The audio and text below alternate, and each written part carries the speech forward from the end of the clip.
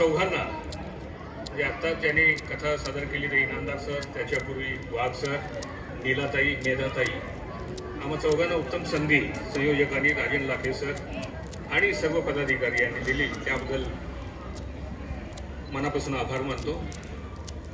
मी आता मला एकूण 10 मिनिटं दिलेत. याची विभागणी करणार आहे. पहिली कथा जी आहे ती मी गंभीर आहे, दुसरी विनोदी आणि मध्येच एक पपेट येणार आहे तुम्हाला भेटायला 1 मिनिटासाठी.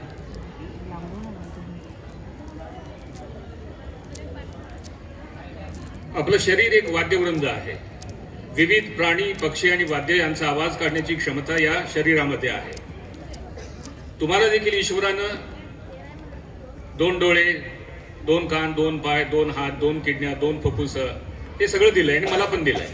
पण मी त्याचा कसा वापर करतोय आता तुम्ही बघायचं आहे. सगळ्यांच्या नजरा इकडं. हे मूळ नभोनाट्य आहे. याचं मी 4 मिनिटात संक्षिप्त रूप केलेलं आहे. आकाशवाणी पुणे. नभोनाट्य वाटसरू. लेखक व्यंकटेश माडगुळकर. सादर करते पुरुषोत्तम जोशी. वाटसरू.